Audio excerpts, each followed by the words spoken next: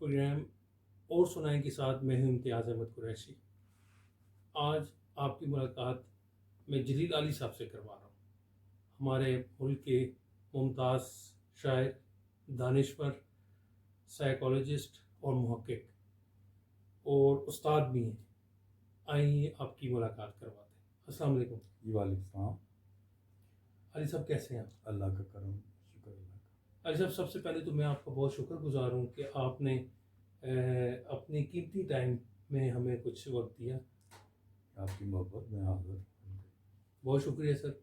سر، جیسے کہ آپ کو علمی ہے ہمارے پروگرام کے حوالے سے، تو میرا پہلا سوال آپ سے یہ ہے کہ آپ کے نزدیک شاعری کیا ہے، ادب کیا ہے؟ میں سمجھتا ہوں کہ جو تمام فنون ہیں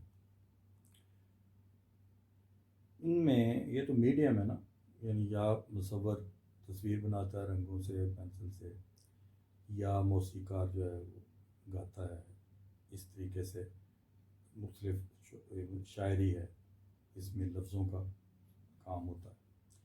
میں سمجھتا ہوں کہ ہر انسان کے اندر ایک احساس جمال ہوتا ہے، وہ اس احساس جمال کی مطابقت میں چیزوں کو دیکھنا چاہتا ہے باہر۔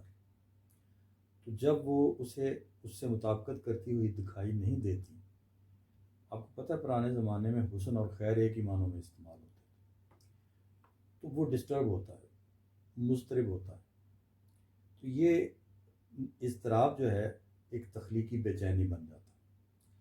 اب اور بھی لوگ مضطرب ہوتے ہوں گے، لیکن جو ایک تخلیق کار ہے وہ یہ کرتا ہے کہ پھر اس کو اظہار کی صورت دیتا ہے، اور نہ صرف یہ کہ اپنے عدم اطمینان کا اظہار کرتا ہے اپنے اس احساس جمال کے معیار سے، بلکہ ایک جہان نو تخلیق کرتا ہے اپنے کلام میں، اپنے فن پاروں میں، کہ جیسا وہ دنیا کو دیکھنا چاہتا ہے، جیسا وہ انسان کو دیکھنا چاہتا ہے۔ تو اس اعتبار سے میں سمجھتا ہوں کہ یہ ایک آفاقی جذبہ ہے جو دنیا کے ہر زبان کے شاعر و ادیبوں میں موجود ہوتا ہے۔ تو اس کے پیرالل جو جہان موجود ہے، اس کے متوازی ایک جہان شاعر اور تخلیق کار جو ہے وہ تخلیق کرتا ہے۔ تو اب یہ چیز جو ہے راست نہیں ہوتی، کیونکہ حسن جو ہے وہ نقاب داری میں مضمر ہے۔ اب نقاب کی کئی صورتیں ہیں، رمز ہے، ایما ہے، علامت ہے، استعارہ ہے، امیج ہے، یہ وہ سارے بالواسطہ طریقے ہیں جس سے آپ اپنی بات کرتے ہیں، کہتے ہیں۔ تو یہ بھی احساس جمال ہی کی ایک صورت ہے کہ آپ بالواسطہ طریقے سے بات کرتے ہیں، اس میں ایمائیت ہوتی، براہ راست بات نہیں ہوتی۔ یہ بھی بات ہے کہ یہ نہیں ہے کہ کوئی راست پوئٹری ہمیشہ نان پوئٹک ہوتی ہے۔ بہت ساری بڑی بڑے شاعروں کی مثالیں دی جا سکتی ہیں کہ اس میں راست اظہار بھی بعض اوقات بہت اوپر چلا جاتا ہے۔ اس کی وجہ کیا ہوتی ہے؟ اس خیال کے اندر اتنی تخلیقیت ہوتی ہے، اور اس خیال کے اندر اتنی ڈیپتھ ہوتی ہے، اتنا وہ ملٹی لیئرل ہوتا ہے کہ وہ اپنے طرح سے ایک حال دیتا ہے۔ تو گویا شاعری پیدا ہونے کا کوئی صرف ایک طریقہ نہیں۔ تو میں اس طرح سے سمجھتا ہوں۔ اور میرا ایک دوست تھے خالد احمد، فوت ہو گئے، تو ہم جب نوجوانی کے زمانے میں اپنا یہ تخلیقی اضطراب شیئر کیا کرتے تھے، تو ہم یہ کہا کرتے تھے کہ اگر ہم شعر نہ کہیں تو شاید ہم مر جائیں۔ تو وہ میں اب یہ کہتا ہوں کہ شاعری میرے لیے جواز حیات، کہ دو چار دن جب شاعری نہیں ہوتی تو ایسے لگتا ہے کہ جیسے وہ گئے، جب بھی موسم ہنر حرف و بیان لے جائے، یوں لگے جسم سے جیسے کوئی جان لے جائے۔ تو یہ فیل ہوتا ہے، ایک ایسا عدم اطمینان فیل ہوتا ہے، اور جب کوئی تخلیق کرتے ہیں تو اس وقت ایسے محسوس ہوتا ہے کہ جیسے ہم نے کوئی کائنات میں کوئی اضافہ کیا۔ اور وہ کسی نے یہ کہہ رکھا ہے کہ جب کوئی ایک نئی لائن، جب ایک نیا خط، جب ایک نئی تصویر، جب ایک نئی آواز کائنات میں کوئی ایڈ کرتا ہے تو ایک اضافہ کرتا ہے کائنات۔ تو اسی کے پس منظر میں آپ اقبال کی وہ بات بھی سمجھ سکتے ہیں کہ انسان کو کریٹر، یعنی اللہ میاں جو کریٹر سب سے بڑا کریٹر ہے، تو اس کے اخلاق اپناتے ہوئے انسان بھی تخلقوا باخلاق اللہ کی حدیث بھی ہے کہ اپنے اندر خدائی صفات پیدا کرو. تو ایک صفت یہ کریشن بھی. تو اس طریقے سے کائنات کے حسن میں اس کے خیر میں اضافہ کرتے ہوئے آپ کو کریٹر ہوتے ہیں. واہ جی درست. آپ نے گویا بڑا جامعہ اور محققانہ قسم کا جواب دیا ہے. اس میں تشریح بھی آ گئی، لیئر بھی آ گئی، اور فکر انگیز جو ہے آپ کی یہ جو جواب تھا وہ ہے. مجھے یہ بتائیں کہ یہ جو آپ نے اضافے کی بات کی، جی تخلیق کی بات کی ہے، کب آپ کو معلوم ہوا یا انکشاف ہوا کہ آپ یہ اضافہ کر سکتے ہیں یا آپ میں وہ ساری صلاحیتیں ہیں یہ کریٹیوٹی کی؟ اصل میں اس کو سادہ کر لیں اس سوال کو تو یہ ہے کہ آپ کو پہلی بار کب پتہ چلا کہ آپ کے اندر شاعری کے جراثیم. تو ایسا ہوا کہ ہمارے گھر میں تو کوئی ایسی روایت نہیں تھی. ہمارے فادر جو تھے وہ بہت زیادہ تعلیم ان کی نہیں تھی، لیکن وہ ضلع امرتسر مسلم لیگ کے وائس پریزیڈنٹ تھے. تو مطلب یہ تھا کہ بہت ایکٹیو اور چلتے پرزے آدمی تھے. تو انہوں نے ہمیں ایک دفعہ سنایا کہ انہوں نے کہا جی میں نے اپنے ایک دوست کو پنجابی منظوم خط لکھا. تو انہوں نے وہ منظوم خط ہمیں سنایا. تو اس سے بھی ایک احساس پیدا ہوا ردم کا. اچھا پھر ہمارے گھر میں پڑی ہوئی تھی وہ مولوی غلام رسول کی وہ جو یوسف زلیخا کا قصہ ہے وہ، تو وہ بھی کبھی کبھی والد صاحب جو ہے پڑھا کرتے تھے. تو اس میں بھی ایک ردم ہے ترنم ہے میاں محمد کے جیسے. تو پھر اقبال کا نام میں نے سنا ہوا تھا، کوئی جانتے تو نہیں تھے کہ اقبال کس طرح کا شاعر ہے کیا نہیں، لیکن اقبال شاعر ہے، اس کی بڑی عظمت ہے. تو اس سے بھی ایک وہ انسپریشن سی پیدا ہوتی تھی بچگانہ کسی. لیکن جب 10ویں جماعت فارغ ہوئی اسکول سے تو ان کے لیے ایک الوداعی تقریب کا انعقاد کیا گیا. سر یہ کس جگہ پہ یہ بھی بتا دیں؟ یہ ہم پیدا تو ہوئے امرتسر کے قریب ایک گاؤں تھا ویرو کے، وہاں 1945 کی میری پیدائش. تو وہاں سے پھر ہم جب 1947 میں ہم گجرانوالے آ گئے، لیکن 2 سال گجرانوالے میں صرف رہے. اس کے بعد ہم کوٹ رادا کشن ایک جگہ ہے رائے گنج میں اور چانگے مانگے کے درمیان میں مین لائن پر. تو اس میں میری تعلیم ہے پہلی کلاس سے لے کر میٹرک تک. تو وہاں اس قصبے کے اندر بھی میٹرک کا اسکول نہیں تھا. اس قصبے سے کوئی 2-3 کلومیٹر کے فاصلے پر باہر کھیتوں میں ایک اسکول تھا، ہائی اسکول. تو وہاں ہم جاتے تھے کبھی پیدل کبھی سائیکل پر. تو اس جگہ کی میں آپ کو بات کروں. تو وہاں ایسا ہوا کہ وہ تقریب ہوئی تو مجھے تھوڑی سی خود بدھ ہوئی کہ میں کچھ منظوم لکھ کے الوداعی جذبات کا اظہار کروں. تو میں نے ایک نظم لکھی اور اس کا ٹیپ کا مصرع تھا الوداع اے دوستو یاروں کے یارو الوداع. اچھا اب وہ میں نے نظم پڑھی تو مجھے محسوس ہوا اور بڑا ایک یعنی میں نے ایک فیل کی، بڑی نشاط فیل کی، بڑی خوشی فیل کی مسرت کہ یہ میں نے ایک نظم کہہ لی. تو وہ میرا پہلا انکشاف تھا میرے اوپر کہ میرے اندر شاعری کے جراثیم ہے. لیکن امتیاز اب صورتحال یہ تھی کہ وہاں اسکول میں کوئی ایسا ٹیچر نہیں تھا، کوئی بزم ادب نہیں تھی، ماحول نہیں تھا، ماحول ایسا نہیں تھا کہ جو میری تربیت کر سکتا. تو وہاں سے پھر میٹرک کے بعد ہم آ گئے لاہور میں انٹر کے لیے. میری انٹر سے لے کر ڈبل ایم اے تک میری لاہور کی ایجوکیشن اور وہ ساری میری ہاسٹل لائف. اب اس ہاسٹل لائف کے اپنے ایک کنٹریبیوشن ہوتے ہیں، میرٹس اور ڈی میرٹس. بالکل ایسے ہی. تو اس نے کانفیڈنس بھی دیا، ٹھیک ہے، ایک نئی دنیا دیکھی. اور وہ پھر اس کے بعد یہ ہوا کہ مزے کی بات ہے کہ جو پرنٹ میں میری چیز پہلی آئی وہ افسانہ تھا. یہی میں آپ سے پوچھنا چاہ رہا تھا وہ جو کالج میگزین تھا ہمارا، ریسنٹ میگزین تھا ریلوے روڈ کالج کا، تو اس میں میں نے ایک افسانہ لکھا اور مطلع صاف ہو چکا تھا اس عنوان سے. تو وہ ایک سیدھی سادی سی کہانی تھی. وہ جیسے کہتے ہیں شادی کے بعد بہو کا جو ہے بیوی کا لائی لاگ ہو جاتا ہے اور پھر ماں کے ساتھ برا سلوک کرتا ہے، یہ اس کی تھیم تھا. تو وہ میرا افسانہ میری یعنی آپ دیکھیں کہ میری کتنی بڑی حوصلہ افزائی ہوئی کہ 6-7 مہینے کے بعد وہ ایک گائیڈ بک ہوتی ہے نا، اس میں وہ افسانہ شامل تھا اور لکھا ہوا تھا افسانوں کے نمونے. تو 2 افسانے اس میں شامل تھے، ایک میرا تھا ایک کوئی اور تھا.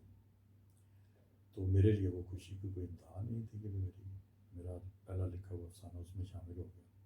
آج میں دیکھتا ہوں، میں کہتا ہوں کہ اگر مجھے مختصر افسانے کا، کیونکہ میرے مزاج میں اختصار تھا، میں غزل کی طرف شاید اسی جی وجہ سے درست آیا. صحیح. تو اگر مجھے اس زمانے میں یہ علامتی اور تجریدی افسانے پڑھنے کو مل جاتے تو شاید میں افسانہ بھی ساتھ ساتھ لکھتا رہتا شاعری کے ساتھ ساتھ، کیونکہ میرا مزاج ایمائی اور اختصار پسندی کا ہے.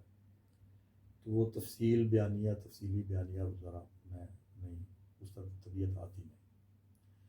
تو لہٰذا میں غزل کی طرف اس لیے آ گیا کہ اس میں اختصار تھا.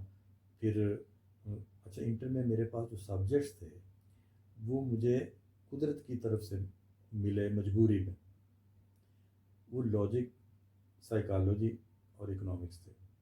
اور لاجک اور سائیکالوجی میں، لاجک میں خاص طور پر کوئی آپٹ نہیں کرتے تھے بچے، درست. تو میرے نمبر کم تھے میٹرک میں. اچھا، اس کی اپنی وجوہات ہیں، وہاں کالج اسکول کی جو حالت تھی اس کی وجہ سے. تو انہوں نے کہا جی آپ کو ہم تب داخلہ دیں گے اگر آپ لاجک رکھیں گے.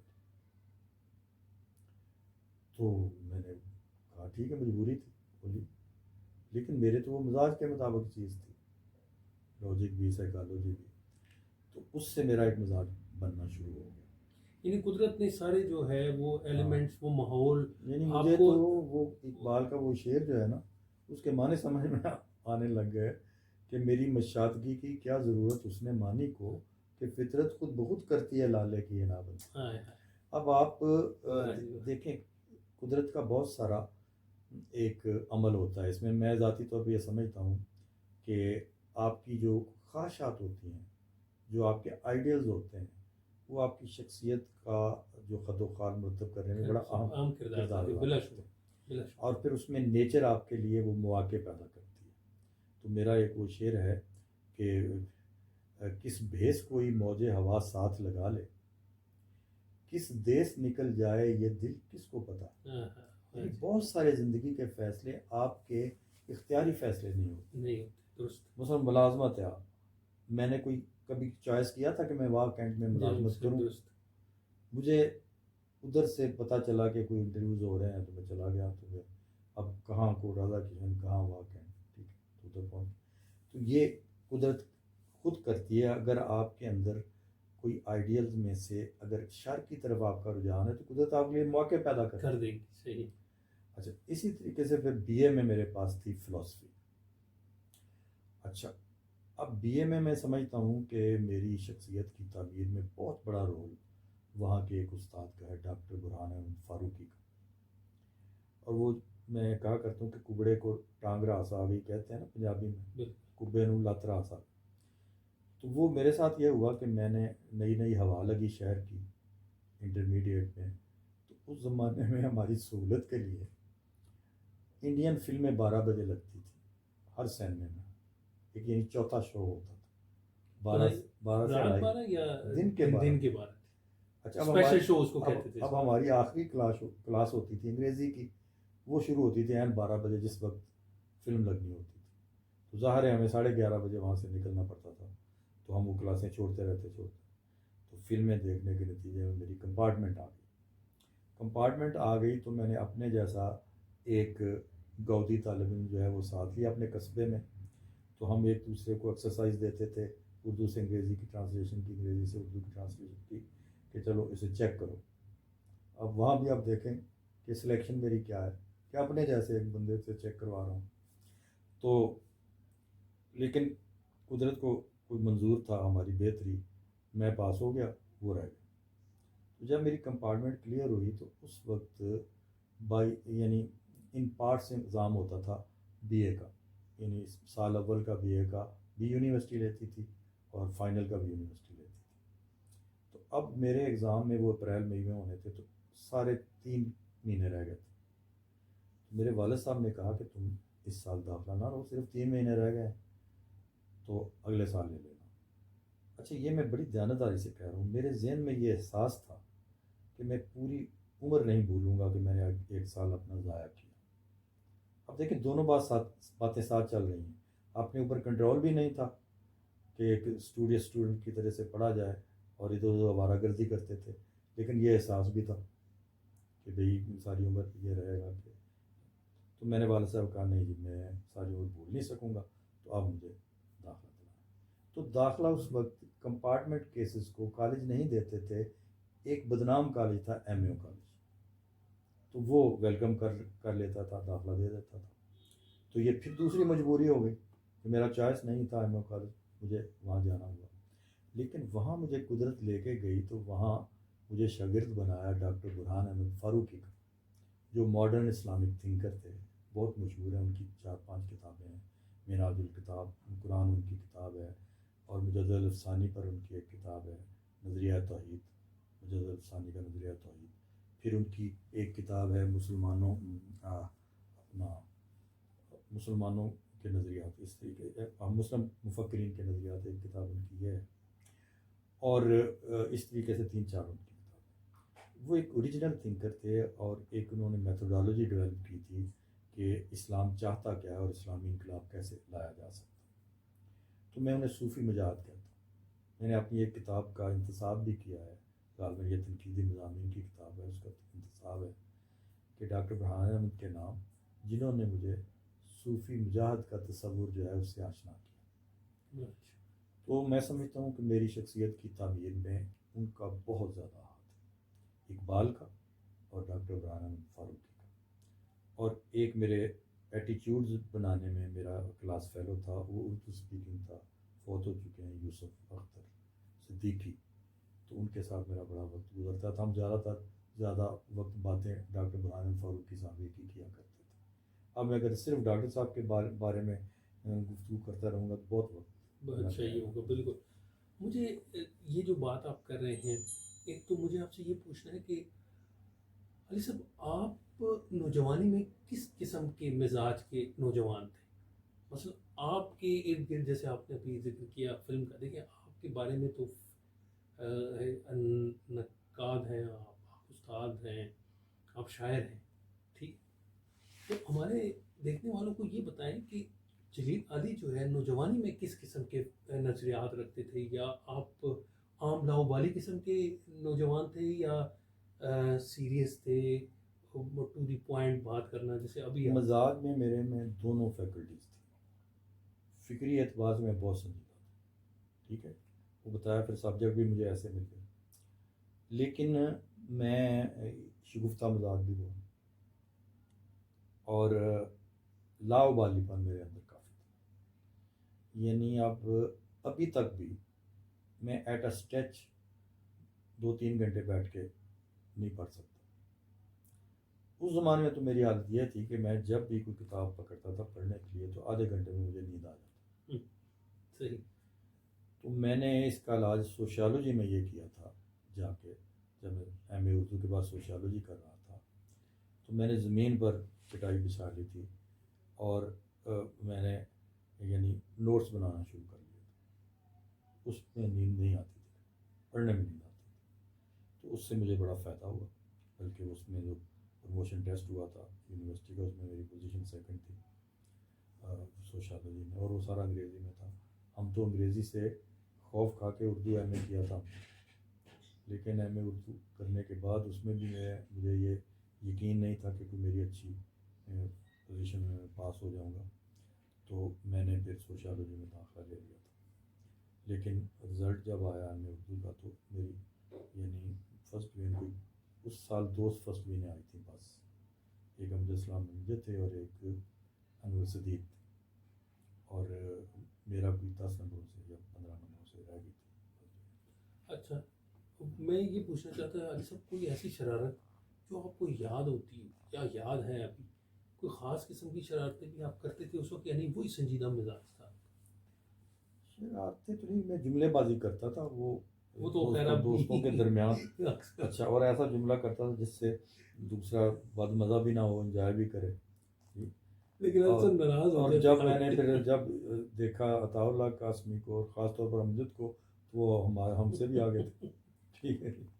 تو اچھا اتفاق کی بات ہے کہ بعد میں مجھے پتہ چلا جب ہم ایم اے میں اور حمزہ سلام کلاس فیلو ہوئے تو پتہ چلا کہ ہم انٹر میں بھی جو تھے ایک ہی سیشن میں تھے ریلوے روڈ میں، لیکن ایک دوسرے سے واقف نہیں تھے. وہ سارا سیشن چلا گیا، ایک دوسرے سے واقف نہیں ہوئے. تو میں اکثر یا تو سینما کی طرف چلا جاتا تھا یا پھر بوٹنگ کرنے راوی پر چلا جاتا تھا. اچھا بوٹنگ کا شوق، 2-3 دوست تھے، ہم جا کے بوٹنگ کرتے. کرکٹ وغیرہ یا سائیکلنگ کھیل میں بہت کچھ نہیں تھا، صرف بوٹنگ بوٹنگ. زیادہ زیادہ ٹیبل ٹینس اور بوٹنگ یہ کی، اور سائیکلنگ بہت کی لاہور کے اندر. تو یہ زمانہ تھا. بے چینی میں نے تخلیقی جو میرے اندر وہ سوری یہ جو لاو والی پن تھا، تو میں بیٹھ کے پڑھ نہیں سکتا تھا باقاعدہ، اور امتحان کے لیے تو پڑھنا پڑتا ہے. اچھا علی صاحب دیکھیں، آپ نے بات کی اقبال کے حوالے سے، اور پھر اپنے اساتذہ کا بھی ذکر کیا آپ نے. وہ اسلامک جو ایک آپ کی نظریات میں اسلام کا اور اسلام کے تشخص کا ایک بہت بڑا حوالہ بھی ہے، ذکر بھی ہے، اور اس میں اس کا ڈیفینس بھی بڑا نظر آتا ہے. تو اقبال، علامہ اقبال سے آپ کی واقفیت کب ہوئی؟ دیکھیں تھوڑا بہت تو سمجھنا شروع کرنے کی پڑھنے کی کوشش کی انٹر میں، بی اے میں. اور بی اے میں تو میں نے ایک صاحب سے باقاعدہ یہ جو بال جبریل وہ سبکن پڑھی، تو اس سے بھی میری ایک بیس بن گئی. وہ چھٹیاں ہوئی تھی تو ایک صاحب تھے تو ان سے میں نے اپنے قصبے میں پڑھا. تو پھر ڈاکٹر برہان احمد فاروقی صاحب کی شخصیت بڑی انسپائرنگ تھی. جب ان کے پاس بندہ بیٹھتا تھا نا تو وہاں سے اٹھنے کے بعد یہ جی چاہتا تھا کہ لائبریری جا کے ساری کی ساری لائبریری پڑھ ڈالے بندہ. اتنا انسپائر کرتے تھے کہ سوالات مختلف پیدا کرواتے تھے، اور یعنی بڑا انسپائر ہوتا تھا ان سے بندہ. ان کا بہت زیادہ اثر ہوا. پھر میں نے باقاعدگی سے پڑھا اقبال کو، اور ایم اے اردو میں جب آ گئے پھر تو پڑھنا ہی پڑھنا تھا کیونکہ پورا پیپر بھی اقبال پر ہوتا ہے. تو اس میں مجھے میرا مطالعہ بھی روایتی انداز کا نہیں تھا. میں کچھ سوال اٹھاتا تھا اور طرح کے اقبال کے حوالے سے جو عام طور پر نہیں تھے، کیونکہ مجھے یہ لگتا تھا کہ ایم اے اردو جو ہے اس میں زیادہ تر کنٹینٹ کم ہوتا ہے اور عبارت آرائی زیادہ ہوتی ہے. درست. تو بلکہ دلچسپ بات آپ کو میں بتاؤں کہ ہمارا جو پروموشن ٹیسٹ ہوا تو اس میں ایک ایسے کا پرچہ ہوتا ہے مضمون نگاری کا. تو عام طور پر کچھ ٹاپکس تیار کروائے جاتے ہیں، جیسے مثنیوں کا موازنہ ہو گیا، سحر البیان کا اور گلزار نسیم کا، غالب کے خطوط کی خصوصیات بتائیں، ٹھیک ہے، یا مسجد کرتبہ کا تجزیہ کریں. اچھا میں اس زمانے میں یہ کہتا تھا کہ مسجد کرتبہ کا تجزیہ میں کیسے کروں، زبانی یاد ساری نظم کروں، کیونکہ مجھے ظاہر ہے جب اس کا تجزیہ کروں گا شعر لکھنے پڑیں گے، بتانا پڑے گا. تو میری ایک عجیب و غریب تمنا تھی، اور میرا مطالبہ تھا کہ بھئی ہمیں آپ کتابیں دیا کریں، ہمارے پاس کتاب ہو، سامنے پڑھی ہو، مسجد کرتبہ کا تجزیہ کرنا ہے تو اس کا ٹیکسٹ میرے سامنے میرے پاس موجود ہو. اب یہ تو میری وجہ سے تو یہ سوچ نہیں سکتا تھا. تو پھر کیا ہوا کہ ایک اس میں ٹاپک تھا شخصیت اور ادب. یہ ہمیں کبھی کسی نے نہیں پڑھایا تھا، تو میں نے یہ اٹیمپٹ کیا. پورے 200 اسٹوڈنٹس کی کلاس میں سے، جس میں 145 کے قریب لڑکیاں تھیں، باقی لڑکے تھے، صرف 2 اسٹوڈنٹس نے یہ کویشچن اٹیمپٹ کیا. ایک میں تھا اور ایک لڑکی تھی، ناظمہ نقوی تھا اس کا نام. تو اس پر ہمیں ایوارڈ بھی ملا اسپیشل کہ ہم نے ایک ڈفرینٹ ٹاپک جو ہم نے اساتذہ نے پڑھایا نہیں ہوا ہم نے وہ اٹیمپٹ کیا. تو مجھے سوال بھی کیا سید معین الرحمان نے، میرے استاد محترم، کہ بھی آپ نے یہ کیوں کیا چوائس. میں نے کہا جی وہ سنی سنائی باتیں جو بہت دفعہ ہم لکھ چکے ہیں، کہہ چکے ہیں، میرا نہیں جی چاہا. میں نے کہا اپنی طرف سے کچھ باتیں کرنے کا موقع ملے گا، تو میں نے اس لیے ٹاپک چوائس کیا. تو اس سے بھی میرے مزاج کا ایک اندازہ ہو سکتا ہے. عظیم، بڑی فکر انگیز گفتگو جاری ہے علی صاحب سے، اور ابھی ہم نے ان کی پنجابی کے حوالے سے بات کرنی ہے، ان کی کتابوں کے حوالے سے بات کرنی ہے، ان کی تنقید کے حوالے سے بات کرنی ہے، ان کا جو بیانیہ ہے اس کے حوالے سے بات کرنی ہے. تو